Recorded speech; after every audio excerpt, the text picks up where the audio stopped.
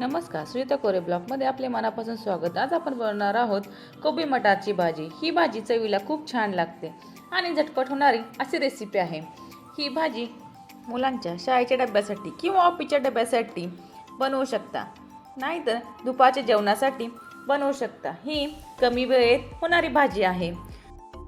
ही recipe तुम्ही शेवटपर्यंत पहा आणि तुम्हाला ही रेसिपी कशी वाटली ते मला कमेंटमध्ये सांगा।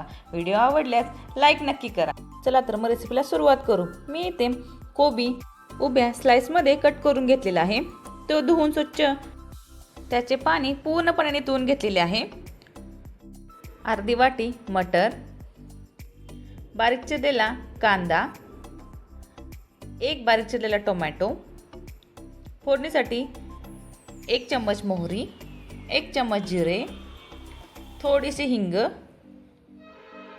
10 ते 12 लसूण पाकळ्या, 1 इंच आलं, थोडीशी कोथिंबीर, 1 चम्मच हळद, 1 चम्मच लाल तिखट, 1 चम्मच धनेपूड, 1 चम्मच आमचूर पावडर, 1 चम्मच गरम मसाला, चवीपुरते मीठ।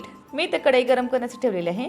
त्यामध्ये 2 चम्मच तेल गरम झाल्यावरती 1 चम्मच मोहरी, 1 चम्मच जिरे, थोडीशी हिंग, बारीक केलेले स्लाइसमध्ये कांदा हा गोल्डन ब्राऊन होईपर्यंत परतून घ्यावा।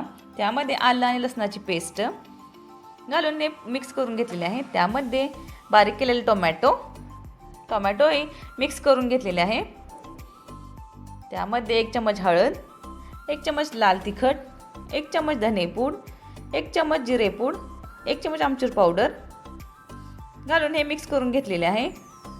त्यामध्ये मसाले करपून यासाठी थोडेसे पाणी घालून मिक्स केलेले आहे। त्यामध्ये फ्रेश मटर घालून मिक्स करून घेतलेले आहे। फोडणीमध्ये मी थोडीशी कोथिंबीर घातलेली आहे, त्याने चव खूप छान येते। परतून झाल्यावरती त्यामध्ये आपण बारीक चिरलेला कोबी घालून मिक्स करून घ्यायचे। तुम्ही ते बघू शकता की मिक्स झालेला आहे। त्यामध्ये चवीपुरते मीठ घालून झाल्यावरती ते पुन्हा परतून घ्यायचे। त्यामध्ये वरून कोथिंबीर। तयार आहे आपली कोबी मटारची भाजी। ही भाजी तुम्ही चपाती बरोबर, भाकरी बरोबर किंवा भाताबरोबर खाऊ शकता। ही रेसिपी आवडली असेल तर लाईक करा, कमेंट करा आणि सबस्क्राईब करा। अशा छान छान रेसिपीसाठी आपण पुन्हा भेटू।